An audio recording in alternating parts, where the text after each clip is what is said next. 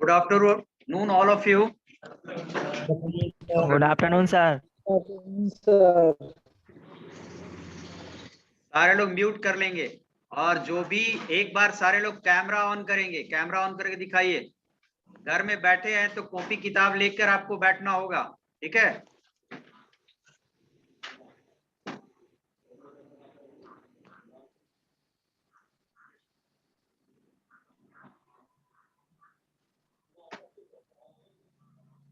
बाकी लोग एक बार कैमरा ऑन करो। कुंदन कुमार, अभिषेक, कैमरा ऑन करो, स्विच ऑन कैमरा।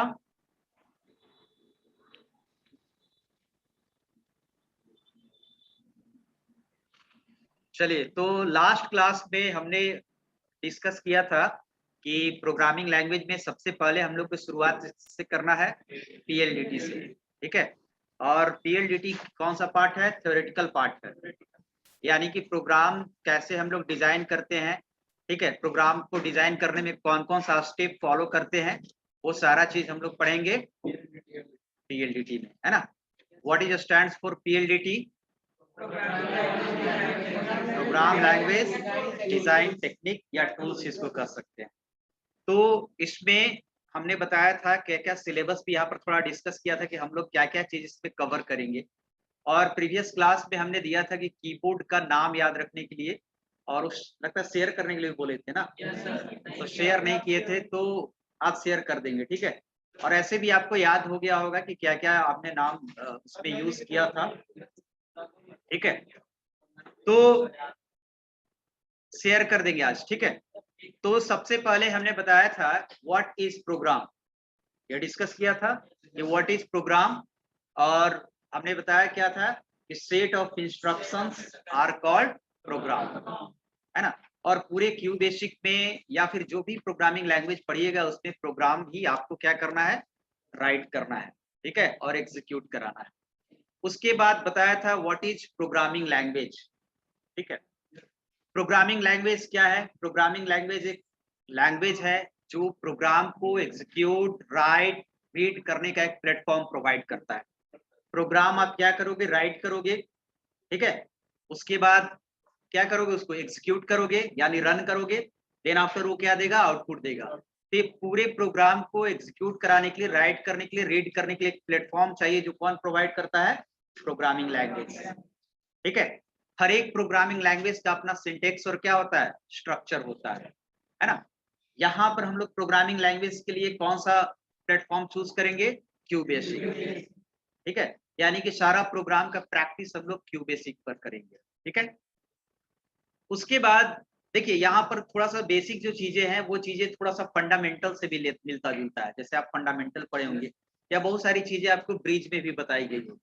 तो बेसिक पार्ट से तो वो सब में मिलता है। थोड़ी सी पार्ट ओएस का भी आ जाएगा, थोड़ा सा पार्ट फंडामेंटल का भी आ जाएगा और थोड़ा सा पार्ट किसका आ जाएगा? प्रोग्राम का तो रहेगा ही थ्योरी पार्ट में। तो यहाँ तक हमने डिस्कस किया था what is program and what is programming language. और अलग अलग प्रोग्रामिंग लैंग्वेज के बारे में हमने बताया भी था कि और भी प्रोग्रामिंग लैंग्वेज है जो अवेलेबल है आपके मार्केट में। अब प्रोग्रामिंग लैंग्वेज को कैटेगराइज करें तो दो टाइप के होते हैं, आपको स्क्रीन पर दिख रहा होगा। The first is low level programming language और second is high level programming language, ठीक है। तो इन चीजों को समझेंगे कि लो लेवल प्रोग्रामिंग लैंग्वेज क्या है और high level programming language, mid level बीच का है, वो भी लिख सकते हैं। जो चीज देखिए है क्या है कि जो चीजें हैं उसको आप अडॉप्ट कर सकते हो, उसमें कोई दिक्कत नहीं है। मिड लेवल में सिंपली सी बात है, थोड़ा बहुत लो का भी कॉन्सेप्ट रहेगा और थोड़ा क्या रहेगा? हाई का कॉन्सेप्ट रहेगा, तो ये भी कर सकते हैं। तो लो लेवल प्रोग्रामिंग लैंग्वेज कहने का मतलब क्या है कि लो लेवल में मशीन ओरिएंटेड प्रोग्रामिंग लैंग्वेज। क्या ओरिएंटेड? Machine oriented. जैसे दो तरह से हो गया, एक हो गया ह्यूमन ओरिएंटेड और एक क्या हो गया? Machine oriented. ह्यूमन ओरिएंटेड कहने का मतलब कि जो ह्यूमन उसको आसानी से क्या कर सके? समझ सके। तो हम लोग आसानी से क्या समझते हैं? इंग्लिश जो लिखते हैं और सिंबल्स जो हम लोग यूज करते हैं, अल्फाबेट लेटर समझ लेते हैं। और क्या समझते हैं? नंबर्स 0 to 9 हिंदी में, इंग्लिश में, ये सारी चीजें समझ सकते हैं। लो लेवल प्रोग्रामिंग लैंग्वेज में सिर्फ उस प्रोग्रामिंग लैंग्वेज को कौन समझता है? मशीन समझता है। क्या समझता है? मशीन समझता है। यहाँ पर इस प्रोग्रामिंग लैंग्वेज में हम लोग जो लिखते हैं, जो कोडिंग करते हैं, वो सिर्फ 0 और 1 के फॉर्मेट में होता है, यानी कि उसको क्या कहते हैं हम लोग? Binary language. तो यहाँ पर लिखा हुआ low language is machine dependent that contain only 0 and 1, यानी कि इसमें जो भी कोडिंग करेंगे वो 0 और 1 के अलावा कुछ भी नहीं होगा। ठीक है। The processor run low level program directly without the need of compiler or interpreter। इसके बारे में बाद में थोड़ा सा बात करेंगे, कंपाइलर इंटरप्रेटर के बारे में। तो लो लेवल प्रोग्रामिंग लैंग्वेज में हमने बताया कि वो सिर्फ कंप्यूटर समझता है। क्या समझता है? कंप्यूटर समझता है। ठीक है। और हम लोग क्या समझते हैं और क्या लिखते हैं? High level programming language. क्या सीखते हैं और लिखते हैं? High level programming language. ठीक है। तो ऑब्वियसली अगर कंप्यूटर लो लेवल प्रोग्रामिंग लैंग्वेज समझता है और मैं हाई लेवल प्रोग्रामिंग ह्यूमन लिखता है, तो दोनों के बीच कम्युनिकेशन कैसे होता होगा? कम्युनिकेशन होना चाहिए ना, इसके द्वारा एक मीडियम होना चाहिए। जैसे सपोज मैं अगर आपको कहूं कि आप हिंदी लैंग्वेज जानते हैं और सामने वाला फ्रेंच लैंग्वेज जानता है, तो आप उससे कम्युनिकेट कैसे होगे? एक मीडियम रहेगा जिसको हम लोग बोल सकते हो ट्रांसलेटर रहेगा। ठीक है ना। ट्रांसलेटर जो दोनों चीजों को जानता है, आपके हिंदी को फ्रेंच में कन्वर्ट करेगा और उसके फ्रेंच को फिर से हिंदी में कन्वर्ट करके आपको बताएगा, तो आप दोनों कम्युनिकेट हो पाएंगे। ठीक है। तो यहाँ पर भी हाई लेवल लैंग्वेज में हम लोग जो भी कोडिंग करते हैं वो किस लैंग्वेज में करते हैं? High level language. आप लिखते हो A+B, A+B high level language है जो ह्यूमन भी समझता है। आप लिखते हो प्रिंट A, प्रिंट इंडिया, तो इंडिया प्रिंट करता है, तो प्रिंट इंडिया ये हाई लेवल लैंग्वेज है जो आप लिखते हो। लेकिन आप प्रिंट इंडिया लिखते हो, कंप्यूटर उसको प्रिंट इंडिया नहीं समझता है, कंप्यूटर सिर्फ 0 1 समझता है। ठीक है। यानी कि मेरे प्रिंट इंडिया लिखे हुए चीज को वो किस में कन्वर्ट करेगा? 0 1 में कन्वर्ट करेगा। तो ये 0 1 में जो कन्वर्जन होता है वही क्या होता है? लो लेवल लैंग्वेज। तो आपने कुछ पहले भी पढ़ा होगा, आपने पहले भी पढ़ा होगा कि कंप्यूटर जब शुरू में आया था, शुरुआत लेवल पर जब कंप्यूटर की धीरे धीरे क्या हो रही थी? धीरे धीरे इन्हांसमेंट हो रहा था और शुरुआत लेवल में आ रहा था, तो कंप्यूटर लो लेवल तो जानता था और लो लेवल पर ही किसको जानना पड़ता था? प्रोग्रामर को भी, ह्यूमन को भी। यानी पहले ह्यूमन वही कंप्यूटर यूज करता था जो कोई क्या जानता था? लो लेवल प्रोग्रामिंग लैंग्वेज। ठीक है। लेकिन अब धीरे धीरे धीरे धीरे कंप्यूटर का आगे विकास होते गया, लो के बाद आपका आया हाई लेवल लैंग्वेज। तो ये दोनों चीज है आपका लो लेवल लैंग्वेज और हाई लेवल लैंग्वेज। अब इसमें लिखा है it is machine oriented language. Low language किसके ओरिएंटेड है? और हाई ह्यूमन ओरिएंटेड, जिसको ह्यूमन समझ सकता है। Use to create and develop system software. System software थोड़ा सा टर्म आ गया, कुछ कुछ चीजें टर्म्स नया आएगा क्योंकि आप पहले से तो जानते नहीं है या ब्रिज में भी कुछ जाना होगा। तो सॉफ्टवेयर बेसिकली दो तरह के होता है ना, बताया गया होगा, एप्लीकेशन सॉफ्टवेयर है, सिस्टम सॉफ्टवेयर। सिस्टम सॉफ्टवेयर किसके नीड्स के लिए बनाया जाता है?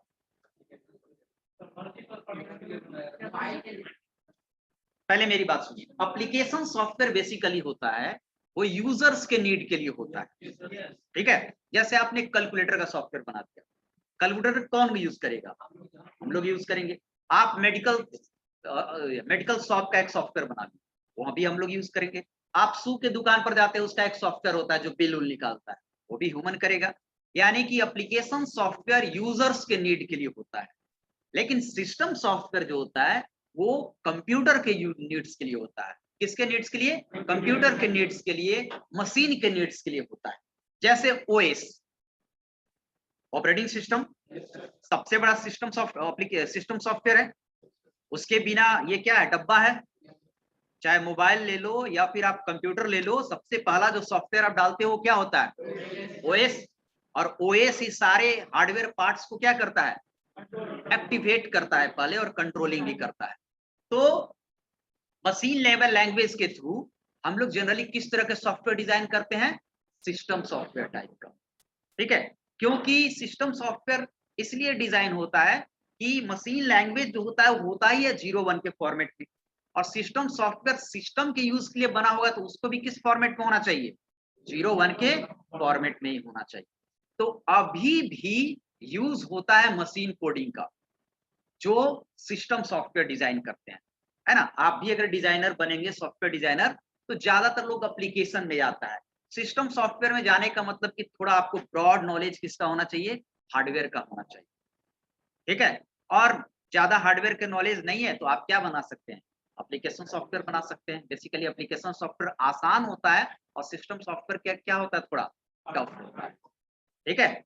जैसे आप रोबोट बना रहे हैं, रोबोट इज ए मशीन, वो चल रहा है तो वो थोड़ा बनाना क्या है, टफ है। अगर आपको कह दे कैलकुलेटर बना देना है तो कैलकुलेटर का सॉफ्टवेयर बनाना क्या है, थोड़ा आसान है। तो ये दोनों चीजें आपको होता है, ठीक है। तो ओएस हो गया, जो सिस्टम सॉफ्टवेयर हो गया, कंपाइलर हो गया, इसके आगे हम लोग बताएंगे compiler is a translator. Compiler क्या है, ट्रांसलेटर है, ठीक है। और लिंकर हो गया, लोडर हो गया और ड्राइवर हो गया। लिंकर और लोडर भी एक सिस्टम सॉफ्टवेयर का ही पार्ट है, ये भी थोड़ा बताया गया होगा कि लिंकर क्या करता है कि प्रोग्राम के अलग अलग मॉड्यूल्स को लिंक करता है। जैसे थोड़ा सा इसके बारे में बता दे रहा हूँ, टर्म आ गया तो, कि जैसे सपोज अभी आप अज्यूम कीजिए कि प्रोग्राम का कोडिंग आपने लिखा हुआ है, ठीक है। सपोज आप कैलकुलेटर का एक सॉफ्टवेयर बनाए हैं, सिंपल कैलकुलेटर, जो सिंपल टास्क परफॉर्म करता है। 4 टास्क तो करेगा, addition, subtraction, multiplication and division, 4 काम कर रहा है, ठीक है। चारों काम के लिए हम लोग अलग अलग कोडिंग किए हैं। ये एडिशन का हो गया 2 लाइन का, 2 लाइन का सब्ट्रैक्शन का हो गया, 2 लाइन का डिवीजन का, 2 लाइन का मल्टीप्लिकेशन का। अब ये मिल के एक प्रोग्राम बनता है, किसका, कैलकुलेटर का, ठीक है। अब इसको आप यहाँ पर लिखे हो हाई लेवल में, इसके बाद आप एग्जीक्यूट करोगे और एग्जीक्यूट करके चेक करोगे कि मेरा आउटपुट सही आ रहा है कि नहीं, काम कर रहा है कि नहीं। तो आप यहाँ तो देख रहे हो कि चारों एक साथ है, ठीक है, ऊपर एडिशन, नीचे सब्ट्रैक्शन, डिवीजन, मल्टीप्लिकेशन। लेकिन इंटरनली जब जाएगा तो उस पर आपका बस तो नहीं है, इंटरनल कैसे वो कर रहा है। तो इंटरनली आपके कोडिंग को बाइंड करके कौन रखता है, लिंकर। कौन रखता है, लिंकर रखता है। यानी आपके प्रोग्राम के अलग अलग मॉड्यूल्स को, अलग अलग पार्ट को एक साथ क्या करके रखता है, लिंक करके रखता है, ठीक है। तो लिंकर भी आपका किस तरह के सॉफ्टवेयर है, सिस्टम सॉफ्टवेयर है, ठीक है। और लिंकर कभी आपने सुना नहीं कि मैं लिंकर इंस्टॉल कर रहा हूं सिस्टम, नहीं सुने, क्योंकि लिंकर जो आता है ये सब जरूरी है। कभी ये भी नहीं आपने सुना होगा कि हम ट्रांसलेटर इंस्टॉल कर रहे हैं, ये भी नहीं आपने सुना होगा, क्योंकि ओएस जो आप डालते हैं शुरू बार, हाँ ओएस आप इंस्टॉल करते हैं, ओएस करप्ट हो जाता है, ओएस फिर से डालते हैं। तो ओएस जब आप अपने सिस्टम में डालते हैं तो बहुत सारा उसके साथ क्या होता है, अटैच सॉफ्टवेयर आता है ना। जो ओएस डाल रहा है उसको लिंकर चाहिए ही, उसको ट्रांसलेटर चाहिए ही, तो फिर अलग से नहीं देता है, ओएस के साथ ही क्या देता है, इनबिल्ट देता है, ठीक है। अब आप देखते हो कि ओएस के साथ नोटपैड भी देता है। नोटपैड कभी देखिए हो अलग से करते हो आप, नहीं ना, पेंट करते हो अलग से, वर्डपैड करते हो अलग से, नहीं, वो सब देता हो। तो जो यूजफुल चीजें हैं वो ओएस के साथ ही आपको दे देता है, क्लियर है। उसी तरह लोडर होता है, लोडर भी एक सॉफ्टवेयर होता है। देखिए क्या होता है, जैसे प्रोग्राम आप लिखते हो, प्रोग्राम आपने लिखा, उसके बाद आप क्या करोगे, परमानेंटली स्टोर करने के लिए सेव करोगे, सेव करोगे ना, क्योंकि जब तक आप सेव करोगे तब तक वो परमानेंटली स्टोर होगा, नहीं हो, कैसे होगा, सेव नहीं करेंगे तब तक तो प्रोग्राम है आपका कहां पर, रैम में है, ठीक है। और अगर रैम की चीजें होती हैं वो क्या होता है, वोलाटाइल होता है। दूसरा दिन सिस्टम हम बंद किए वो रहेगा क्या, तो आप उसको कोई भी चीजों को सेव करते हो, ठीक है। सेव करने के लिए हम लोग क्या यूज करते हैं, फाइल का नेम और क्या, एक्सटेंशन और लोकेशन, ठीक है, कि वो फाइल किस लोकेशन पर होगा, ये भी आपको ध्यान रखना, डी ड्राइव में है कि माई डॉक्यूमेंट में है कि आपको डाउनलोड में है, तो ये ध्यान देना है, फाइल का नेम देना है, एक्सटेंशन देना है।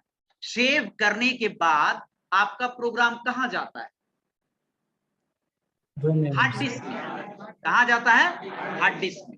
यानी कि हार्ड डिस्क में आपका जो चीजें होती है वो परमानेंटली होती है जब तक कि आप उसको थॉरली डिलीट न करें, क्लियर है।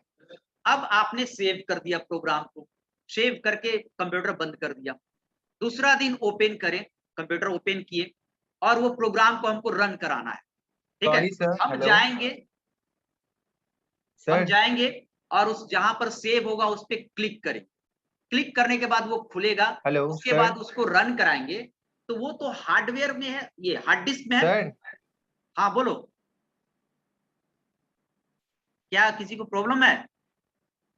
सर समझ नहीं आ रहा सर, एक बार फिर से समझा दीजिए ना। अच्छा, आवाज मेरी जा रही क्लियर? अरे क्लियर आवाज जा रहा है, हाँ या ना बोलो। यस सर, आ रहा है, क्लियर आवाज है। अच्छा चलो ठीक है, एक बार फिर से हम बोलते हैं। कौन सा समझ में नहीं आया? लोडर? सर स्टार्टिंग से सर। स्टार्टिंग से? तो तुम कब ज्वाइन किया है क्लास? Yes sir. सर थोड़ा मेरा सर नेटवर्क प्रॉब्लम था सर, बारिश की वजह से सर नेटवर्क ही नहीं पकड़ रहा था तो सर। नेटवर्क नहीं पड़ रहे तो एक बार एक काम करना, वीडियो एक बार देख लेना, स्टार्टिंग से फिर से करेंगे तो चीजों को दिक्कत हो जाएगी ना। समझो अभी कोई बड़ा फास्ट एंड हार्ड टर्म नहीं है, तो सर इसको अपलोड कर देंगे तो तुम एक बार देख लेना, लिंक शेयर कर देंगे, ठीक है। और अभी कोई लॉजिकल चीज नहीं हो रहा है, सिंपल यहाँ पर सर अभी देखिएगा, जो समझ में आ पढ़ाए थे जाएगा। सर शुरू हाँ से, उसका पीडीएफ सेंड कीजिएगा ना। हाँ, पीडीएफ देंगे, नोट्स बनाने के लिए पीडीएफ देंगे। पीडीएफ आपको मैं शेयर कर दूंगा ये, लेकिन आपको नोट्स ऐसा नहीं कि हम जो दें वही आप झट से उतार लें, आपको अपने से भी इसको करना क्या होगा, थोड़ा सा इनहांस करके लिखना होगा, समझना होगा। पढ़ने का मतलब ये नहीं कि हम यहाँ पर पढ़ाएं और आप उतारें और बंद कर दिए। आप फर्स्ट क्लास, सेकेंड क्लास और थर्ड क्लास में नहीं पढ़ रहे हैं, पहला दूसरा तीसरा में नहीं पढ़ रहे हैं, है ना। अब तो आपको मतलब ये होना चाहिए कि हम यहाँ पर भाषण दे दें और आप जाके समझ के उतार लें। लेकिन बिहार में ये भी नहीं चलता, बिहार में जब तक लिखवाइएगा नहीं ना तब तक समझेगा कि कोई चीज पढ़ाई नहीं हुआ है, ठीक है। तो ये भी एक प्रॉब्लम है, लेकिन मैं यहाँ पर शेयर कर दूंगा पीडीएफ, इससे आपको आसानी होगा कि किसके बाद हमको क्या चीज लिखना है, ये कम से कम आपको एक कंटिन्यूटी बन जाएगा, ठीक है। तो कोई दिक्कत नहीं, अगर क्लास तुम लेट से ज्वाइन किया है या नेटवर्क एरर इशू है, तुम क्लास आ जाओ करने, अगर पटना में हो तो। क्यों घर पर बैठे हो? पटना में ही सर, हाँ तो बारिश क्लास आ जाए बहुत हो रहा कीजिए। था सर इधर। नहीं नहीं, बारिश यार, बारिश के चलते हम अपना ऑफिस थोड़ी छोड़ देंगे, है ना। चलिए, तो हाँ किसकी बात कर रहे थे? लोडर की। एप्लीकेशन सॉफ्टवेयर है, नोटपैड तो हम लोग यूज करते हैं ना टाइप करने के लिए, ठीक है। नोटपैड कौन यूज करता है? हम लोग यूज करते हैं, ठीक है। तो बात अभी कर रहे थे लोडर की, ठीक है। थोड़ा सा ब्रीफ दे रहे हैं, ऐसा नहीं कि मेरा पार्ट है लोडर। लोडर आपको सर पूरा डिफाइन करके किसमें पढ़ाएंगे? फंडामेंटल में, है ना। लेकिन आ गया टर्म तो मैं थोड़ा सा इसका ब्रीफ कर दे रहा हूं कि क्या होता है, कि दिमाग में आपको रहे। तो अभी हम लोग किस पॉइंट पर थे? कि प्रोग्राम को आपने ओपन किया, तो प्रोग्राम ओपन करें हम लोग तो हार्ड डिस्क से प्रोग्राम कहां पर आएगा? रैम में। कहां आएगा?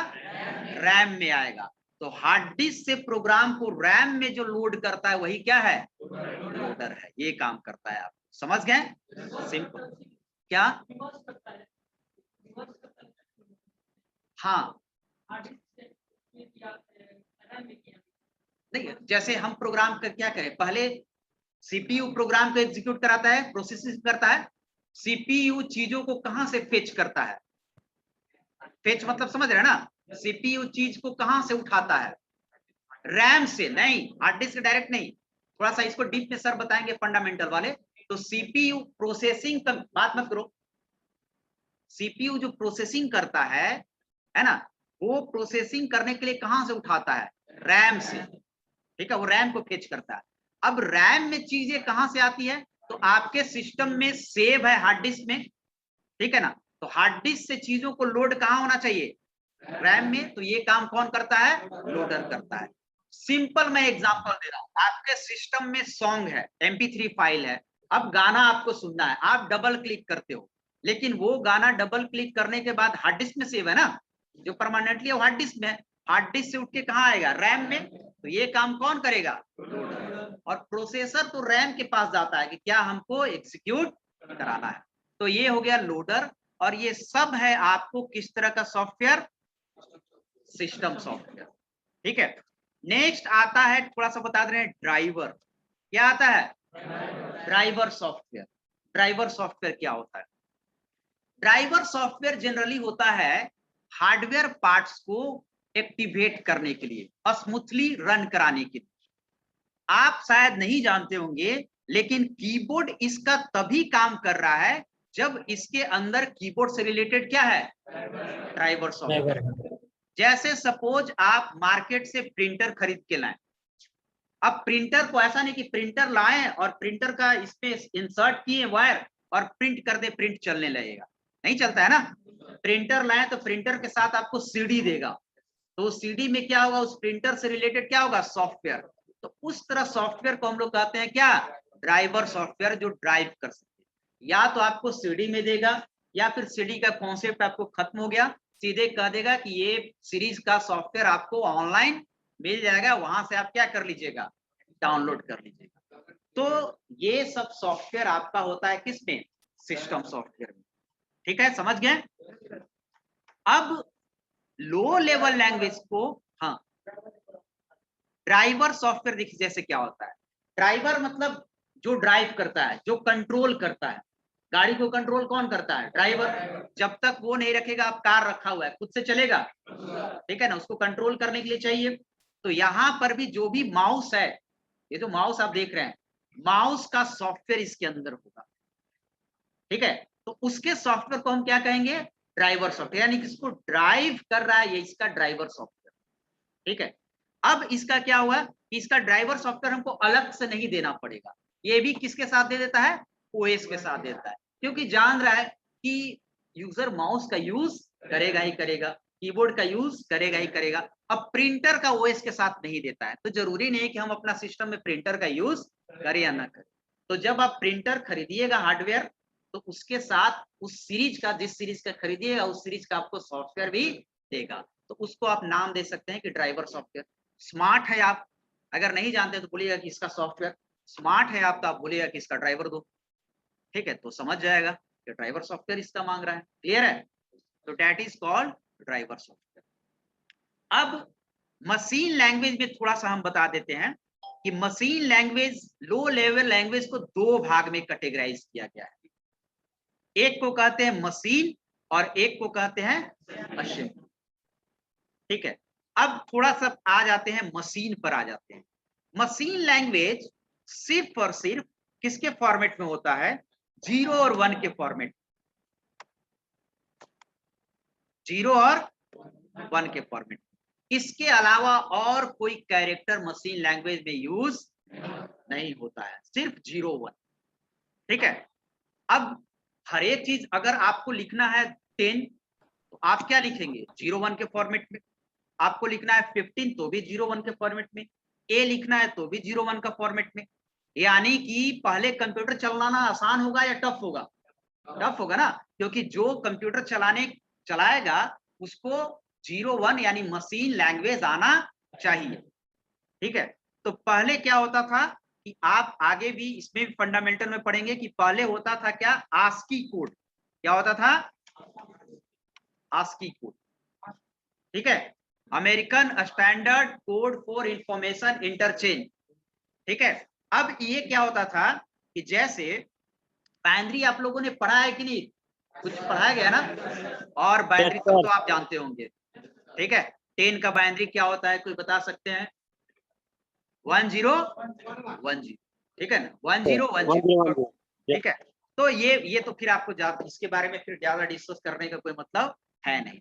यानी कि हर एक चीज का क्या बता देते हैं, ऐसे भी फंडामेंटल में ही बताएगा, आगे आपको है ना बता देते हैं, फिर से बताया जाएगा, ऐसा नहीं कि इसको नहीं बताया जाएगा। देखो कंप्यूटर फंडामेंटल जो एक सब्जेक्ट है ना, उसमें सब चीज का क्या बताया जाएगा, बेसिक बताया जाएगा। किसका बताया जाएगा, बेसिक बताया जाएगा। तो बाइनरी क्या होता है, कैसे निकलता है, वो चीज आपको बताया गया होगा। 1 0 1 0 किसका बाइनरी होता है, 10 का, ठीक है, 10 का, ठीक है। तो अगर आपके पहले कंप्यूटर में अगर 10 लिखना होता होगा तो क्या लिखता होगा आदमी, 1 0 1 0 1 0, समझ गए। तो ये लिखना यानी कि हर एक डिजिट का क्या होता था, बाइनरी नंबर होता था। लेकिन अगर ए दे दिया तब कैसे बाइनरी होगा, बाइनरी तो हम लोग न्यूमेरिक वैल्यू का निकालते हैं ना, 2 से डिवाइड करके। अगर सर, ए अगर होगा तो ए के जगह पर कैसे बाइनरी करेगा, सर एक उसके लिए क्या होता था? हेलो सर ASCII कोड होता था। जितना भी सर कैरेक्टर होता था उसका क्या होता था? ASCII कोड होता था। तो सर मैं यहाँ पिक्चर पर का कैसे ASCII निकलेगा? कोड के बारे में लिख देता हूं कि A से लेकर Z तक, ये लगता है हमको बताया था, पाइथन में कुछ बताए थे ना? यस सर, पाइथन में बताएंगे। पाइथन हम लोग पढ़वे नहीं किए हैं सर। चलिए, तो A से लेके Z तक, यानी कैपिटल A से लेके Z तक बाइनरी क्या, इसका ASCII कोड क्या होता है? 65 से लेकर कितने तक होगा? 95 तक। अब देखिए कैसे होता था, पहले समझ लीजिए। A की ASCII वैल्यू कितनी है? 65। ठीक है, अब 65 का तो बाइनरी निकल सकता है, निकल सकता है ना, है ना? आप 2 से डिवाइड करके उसका क्या निकाल लें? बाइनरी निकाल लें, बाइनरी निकल सकता है। तो इसी तरह कीबोर्ड का जितना भी कैरेक्टर है सबका कुछ ना कुछ बाइनरी होता है। अब B का क्या हो जाएगा आपको? 66, सो ऑन, ऐसे ही चलते रहेगा। Z का क्या हो जाएगा? 95। ये कैपिटल A से Z का होता है। किसका होता है? कैपिटल A से Z का। स्मॉल a टू Z का क्या होता है? हाँ, 97 65 से, अच्छा तो तुम लोग को बोलना चाहिए ना 90 आएगा, तुम ही लोग बोले ना 95। अब आ गया, ठीक है। 65 टू 90, नहीं तो सोचना नहीं, उसको बोल देना है। कोई 95 बोला, हम 95 लिख दिए, ठीक है। तो अब हो गया सही। अब यहाँ पर अब तुम लोग बोलोगे 97 से लास्ट कहां तक जाएगा? 97 स्मॉल ए का होता है, लास्ट बोलो जल्दी, 25 जोड़ो। 122 ना, 23 क्लियर है? चलिए ठीक है, तो ये स्मॉल जेड की क्या होगी? 120, ठीक है। और 0 to 9, ठीक है, 0 to 9 का होता है 48 से कितना तक हो जाएगा? 48 और 10 कितना हो जाएगा? 57, एक कम 9 ही जोड़े, 57 तक। तो ये बाइनरी नंबर होता है। बाकी सबका होता है, प्लस का भी होता है, इक्वल टू का भी होता है, लेकिन उतना याद करना नहीं है, उतना तो हमको भी याद नहीं है। क्यों जरूरी, क्यों रटे इसको कि प्लस का ASCII क्या होता है? जब जरूरत होगा तब नेट पर देख लेंगे, क्लियर है? जो काम की चीजें हम लोग याद करेंगे, लेकिन इतना याद रखना चाहिए, ये काफी आपको प्रोग्राम में काम आएगा, है ना? समझ गए? जैसे कब काम आएगा, मैं छोटा सा बोल रहा हूँ, A को B में चेंज करना है, तो A के बाइनरी में A को किस में चेंज कर देंगे? ASCII में 65, उसमें एक जोड़ देंगे 66, और 66 को किस में चेंज कर देंगे? कैरेक्टर में, तो क्या हो जाएगा? B। ये सब लॉजिक आपको प्रोग्राम में क्या करना होगा? लगाना होगा। तो ये याद रखिएगा। और पहले मशीन कोड मतलब बाइनरी कोड, ठीक है। और यहाँ पर लिखे हुए हैं machine language is a type of low level programming language. It is also called as machine code और ऑब्जेक्ट कोड। ऑब्जेक्ट कोड का नाम डेट मीन्स ऑब्जेक्ट, ये ऑब्जेक्ट है ना। तो बाइनरी लैंग्वेज को हम लोग कहते हैं मशीन कोड और ऑब्जेक्ट कोड, ठीक है। Machine language is easier to read because it is normally displayed in binary 0-1 format. Easier to read किसके लिए? ह्यूमन के लिए कि मशीन के लिए? मशीन के लिए इजियर टू रीड है, आपके लिए तो टफ हो गया। आप तो इंग्लिश जानते हैं, Ram is a good boy, ठीक है। तो आपके लिए टफ है, लेकिन मशीन के लिए क्या है? इजियर है। It does not require a translator to convert the program because computer directly understand the machine language program. क्या कंप्यूटर को, अगर आप मशीन लैंग्वेज में कोडिंग लिख रहे हैं तो उसके लिए कंप्यूटर को ट्रांसलेटर की जरूरत है? यानी कि जिस समय मशीन लैंग्वेज चलता होगा, बाइनरी लैंग्वेज, उस समय कोई ट्रांसलेटर का कॉन्सेप्ट नहीं होगा। अब ये बताइए आप लोग लॉजिक सोच के कि मशीन लैंग्वेज का एग्जीक्यूशन फास्ट होगा या स्लो होगा? फास्ट होगा। अगर अगला आदमी भी हिंदी है और हम भी हिंदी जानते हैं तो दोनों में कम्युनिकेशन क्या होगा? और हिंदी और फ्रेंच वाला हो गया तो थोड़ा कम्युनिकेशन क्या होगा? तो ये नॉर्मल सी बात है, आपको क्लियर है? ठीक है।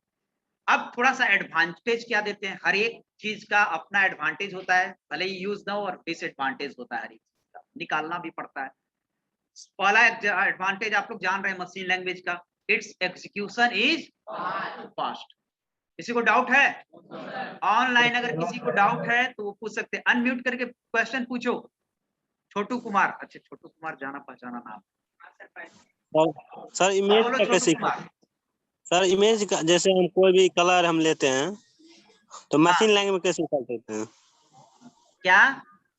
जैसे कोई भी हमको कलर का कोड होता है, आगे हम लोग पढ़ेंगे, हर एक कलर का भी कोड होता है, ठीक है? मशीन लैंग्वेज हाँ, हर में एक कलर का कोड होता है हेक्साडेसिमल में, जैसे आपने पढ़े होंगे ना, sir binary, octal, sir picture ठीक है, में डेसिमल, हेक्सा। तो हर एक कलर का भी कोड होता है। आपने कलर रेड डाला ना तो उसका कोडिंग समझेगा मशीन, ठीक है? पिक्चर का भी सब चीज का कोडिंग होता है, हेक्साडेसिमल कोड, सब चीज का कोडिंग होता है। और ये कोडिंग तब आप समझिएगा जब आपको किस में इंटरेस्ट होगा, हार्डवेयर प्रोग्रामिंग में। तो अभी तो आप बेसिक पढ़ेंगे ना, अभी तुरंत सोचिएगा तुरंत से मशीन का कोड और कलर का कोड करने लगे तब तो है ना। तो सब चीज का एक बारी आएगा जहां पर आप हार्डवेयर प्रोग्रामिंग करेंगे, तब वो थोड़ा क्लियर होगा। लेकिन आप ये जानिए कि हर एक चीज का कोडिंग होता है। कलर का हेक्सा कोड होता है, पिक्चर का भी हेक्सा कोड होता है। कोई भी डायरेक्टली कंप्यूटर नहीं समझता है विदाउट 0 और 1 के। क्लियर है? क्लियर है सर। चलिए, अब है दूसरा है, it is used in system programming. System programming का मतलब क्या कहेंगे? वही सिस्टम सॉफ्टवेयर से रिलेटेड, ठीक है? डिसएडवांटेज क्या हो गया? It is difficult to learn. हम लोगों के लिए इसको लर्न करना डिफिकल्ट था। प्रोग्राम कंप्यूटर सबके बस की बात नहीं था, है ना? Debugging is complex. डिबगिंग क्या होता है सबसे पहले बताएंगे। नहीं, डिबगिंग एरर नहीं होता है, bug is a error. Bug is a error. हाँ, जैसे क्या होता है ना कि बग एक क्या होता है, BUG बग मतलब होता है एक छोटा सा कीड़ा, ठीक है? तो आप जब प्रोग्रामिंग करेंगे, ठीक है, जब आप प्रोग्रामिंग करेंगे तो सिंपल प्रोग्राम भी होगा, 4 लाइन का भी कोड होगा। डिपेंड करेगा कि हम आपको किस तरह के प्रोग्राम बनाने के लिए दिए होंगे। 40 लाइन का भी कोड हो सकता है। अब प्रोग्राम का कोड एकदम सही होगा तो ही क्या होगा, आउटपुट देगा। जरा सा भी गलती होगा तो क्या होगा, आउटपुट। जहां पर कहा गया है सिंटेक्स में कि कॉमा देना है, तो कॉमा भी छूट जाएगा अगर 40 लाइन के बीच में, तो क्या दे देगा? क्योंकि आदमी नहीं है कंप्यूटर। अगर आपको हम देखें कि पूरा एस से लिखो और बीच में कॉमा दे देंगे तो समझ जाएंगे कि बेचारा से कॉमा छूट गया होगा, तो हम आउटपुट दे देंगे सही 9, है ना, आउट ऑफ 10। लेकिन कंप्यूटर तो ये नहीं ना करेगा। कंप्यूटर तो समझा दिया गया है कि यहाँ कॉमा लेना है, तो रिजिट हो जाएगा कि हमको कॉमा लेना है, आगे बढ़ेंगे ही नहीं। तो 40 लाइन के कोड में अगर एक कॉमा छूटने के चलते आपका आउटपुट सही नहीं दे रहा है, तो कॉमा छूटना क्या है, बग, एरर। और उसको बग को फाइंड आउट करने के लिए पूरा आप देखिएगा टॉप टू बॉटम कहां पर बग है, उसको क्या कहते हैं, डीबगिंग। क्या कहते हैं, डीबगिंग। समझ गए? तो एक बार पूछा भी था कोई पहले की क्लास में, आप सर कैसे करेंगे, तो वो किस पे डिप कैसे करेंगे, एक कॉमा छूट गया तो कैसे जानेंगे? तो किस पे निर्भर करेगा, एक्सपीरियंस पे, है ना? अगर आपके पास एक्सपीरियंस तो अपने आप धीरे धीरे आपको पता चल जाएगा कि कहाँ कॉमा छूटा होगा, कहाँ सेमीकोलन छूटा होगा। प्रोग्राम प्रैक्टिस से आपको आ जाएगा, तो उसके लिए टेंशन की जरूरत नहीं है। तो मशीन कोड में डिबगिंग क्या हुआ, कॉम्प्लेक्स। अब 10 के बाइनरी में कहां से 0 मिस कर गया है, ठीक है, तो ये डिबगिंग क्या होगा, कॉम्प्लेक्स होगा। अभी तो लिख देता भी है, प्रोग्राम यूज कीजिएगा तो कॉमा इज मिसिंग, इस लाइन में कॉमा इज मिसिंग, तो आप फाइंड आउट कर लीजिएगा, ठीक है? तो ये चीज है। तो ये हो गया मशीन लैंग्वेज का एडवांटेज एंड डिसएडवांटेज। क्लियर है यहां तक? ठीक है। और आपको करना क्या है कि जो चीज आपको पढ़ाएं एट लीस्ट उसको जाके खुद से भी पढ़ना है। सिर्फ मेरे पढ़ने और मेरे पढ़ाने से आपको कोई ज्यादा फायदा नहीं होगा जब तक कि खुद नहीं पढ़े। इस लेवल पर आके, ग्रेजुएशन लेवल पर आके टीचर आपको इंस्ट्रक्ट कर सकता है, इंस्ट्रक्शन, है ना? कान पकड़ के पूरा ये करा के घोटी दिलवा के बच्चे को पढ़ाया जाता है। आपको इंस्ट्रक्ट करेंगे, ज्यादा आप नहीं है। अब कोई ठीक है, आप ज्यादा पढ़ रहे हैं तो भी अच्छा है, लेकिन एकदम नहीं पढ़ रहे हैं तो वो गड़बड़ है। कम से कम जो क्लास में हम बताएं वो पॉइंट को जाके ढूंढिए। और आजकल ये भी नहीं है कि ढूंढने के लिए या तो सर जी बताएंगे या बुक खोजना पड़ेगा। आजकल ओपन ओपन प्लेटफॉर्म है, नेट है, जो पहले पढ़ा वो पहले जाना। ऐसा भी जान जाइए कि जो हम नहीं पढ़े वो आप जाके पढ़ लिए, आप जान गए, ये भी हो सकता है। टेक्नोलॉजी फास्ट है और कंप्यूटर एक ऐसा फील्ड है जो हमेशा 6 महीना पर टेक्नोलॉजी क्या होता है, चेंज। अब क्या कहे कि हमने बोला कि 2 GB का रैम आता है, 2 ही GB का होता है, कोई आके बच्चा देखे सर हम 4 GB का भी देखे, हम नहीं देखे नेट पर, तब तक देख लिया। तो ये भी चीजें होती है, लेकिन आपको एक बार इलोबरेट करके घर पे पढ़ना होगा कि मशीन क्या होता है, ये क्या होता है, ठीक है।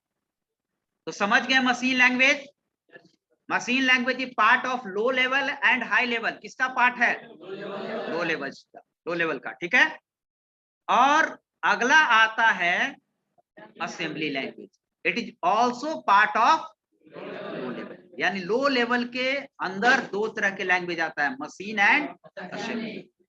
अब देखिए क्या हुआ, असेंबली के बारे में मैं बात कर रहा हूं। मशीन लैंग्वेज टोटली 0 और 1 पर था, जो कंप्यूटर को पहुंच ज्यादा लोगों के पास नहीं थी। अब धीरे धीरे इसको सिंप्लीफाइड किया गया और कुछ ऐसा तरीका खोजा गया जिससे कंप्यूटर को एग्जीक्यूट करने में, कंप्यूटर को ऑपरेट करने में आसानी। और ये भी सत्य बात है कि पहले जो कंप्यूटर यूज होता था वो ज्यादातर कैलकुलेशंस के लिए यूज होता था, इस तरह के कैलकुलेशंस के लिए। अभी जो कंप्यूटर का इतना ब्रॉड यूज हो रहा है, लगभग किस काम में नहीं यूज हो रहा है, उतना काम तो नहीं होता होगा, कैलकुलेशन के लिए यूज होता था।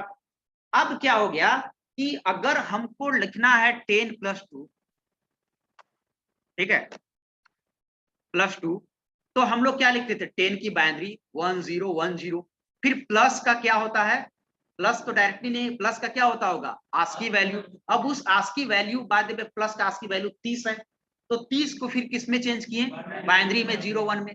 तो 10 का बाइनरी लिखे, प्लस का बाइनरी लिखे और 2 का बाइनरी लिखे, फिर इक्वल टू का बाइनरी लिखे, तब जाके आपको रिजल्ट आएगा 12, वो भी किस में आएगा, बाइनरी में आएगा। तो टफ था। तो इस टफ को कम करने के लिए किस तरह की language I, assembly language. Assembly language में बहुत सारा कोड यूज किया गया, उस कोड को हम लोग कहते हैं नेमोनिक्स। क्या कहते हैं, नेमोनिक्स। हमने लिखा हुआ है यहां पर, देखिए इसको थोड़ा बोल्ड कर देते हैं, एम इज ए साइलेंट, ठीक है। कोड बनाया गया जिससे कुछ तो आसान हो कैलकुलेशन करने में, तो वो कोड बहुत सारा वर्ड दिया गया, जैसे ऐड, सब, मल्ट, डिव, इक्वल, सम, है ना, सम नहीं, equal, greater than, less than, ये सब करके बहुत सारा क्या दिया गया, कोड दिया गया, जिससे काम करना एकदम तो आसान नहीं हुआ, लेकिन कुछ आसान हुआ। जैसे अगर आपको 10 + 2 पहले था पूरा बाइनरी, जैसे हम ऐसे कर रहे हैं, ये लिखा हुआ, सॉरी, ये लिखा हुआ, ये लिखा हुआ, ये अब क्या लिखा हुआ है पता नहीं, लेकिन अब यहां पर हो गया था ऐड 2 and 12, प्लस भी नहीं, ऐड 2 and 12, तब कुछ तो आसान हुआ। प्लस माइनस सिंबल यूज नहीं होता था, एंड और ये सब चीजें यूज होती थी, लेकिन मशीन से कुछ आसान हो गया। तो ये काम किसमें हुआ, असेंबली में हुआ। लेकिन मानव मैंने ह्यूमन तो असेंबली पर पहुंच गया अपने सुविधा के अनुसार, लेकिन कंप्यूटर मशीन है तो वो क्या समझता है, ओनली मशीन लैंग्वेज। तो यहां से किसकी कॉन्सेप्ट शुरू हुई, ट्रांसलेटर की। इसकी कॉन्सेप्ट हुई क्योंकि हम चल गए असेंबली में, असेंबली लैंग्वेज पर, और कंप्यूटर किस पे है, मशीन पर। तो अब हम लोग असेंबली में लिखेंगे तो कंप्यूटर फिर असेंबली को किस में चेंज करेगा, मशीन में। तो एक ट्रांसलेटर आया और उस ट्रांसलेटर को कहते हैं हम लोग क्या, असेंबलर। आगे हम डिफाइन किए असेंबलर। तो तुरंत से आप बता दीजिएगा कि पूछेगा कोई कि व्हाट इज असेंबलर, तो आप क्या बोलेंगे, assembler is a translator which is used to translate assembly language code into and then machine language code into assembly language, ठीक है ना। मशीन बाइनरी सब एक ही और ऑब्जेक्ट सब एक ही है, ठीक है। तो यहां से असेंबलर का जन्म हुआ, लेकिन दोनों कंबाइंडली मशीन और असेंबलर कहलाता क्या है, लो लेवल, ठीक है। तो यही चीज लिखा हुआ है, assembly language is also type of low level programming language that is designed for a specific processor. It represents the set of instruction in a symbolic and human understandable form. यानी कि इसको human समझ जा रहा है. Add, ठीक है, ठीक है. It uses an assembler. क्या यूज करता है? इसको भी मैं थोड़ा बोल्ड कर दे रहा हूं, हालांकि इसका डेफिनेशन आगे मैं दिया हूं. To convert the assembly language to machine language. It is used short mnemonics code for instruction. अब ये सब mnemonics code. तो यहां तक आपको बता दूं. क्लियर है? अब थोड़ा सा यहां तक हम नोट शेयर कर देंगे और वो भी शेयर कर देंगे. आपका टास्क रहा यहां तक के चीजों को कम से कम पढ़ के आए. यहाँ पर आपने सुन लिया, समझ लिया, दिमाग में तभी आपको 100% जाएगा. 50% ही जाता है. 100% कब जाएगा? जब घर पे आप उसको एलोबरेट करेंगे, समझेंगे.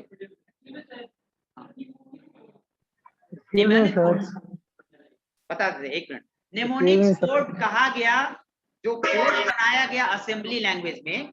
सर्टेन निमोनिक्स कोड है ग्रुप्स ऑफ वर्ड्स. क्या है? Groups of word. उसको दिया गया नाम निमोनिक्स कोड. ठीक है.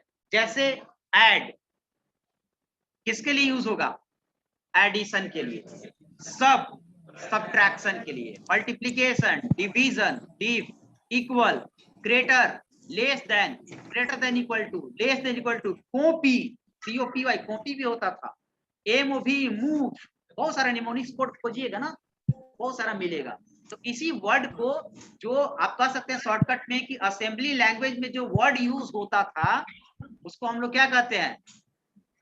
नेमोनिक्स. क्या कहते हैं? Mnemonics code. क्लियर है? तो यहां तक के हम आपको PDF शेयर कर देंगे और आप यहां तक याद कर लीजिए. अगले दिन से हम लोग चलेंगे हाई लेवल लैंग्वेज. क्लियर है?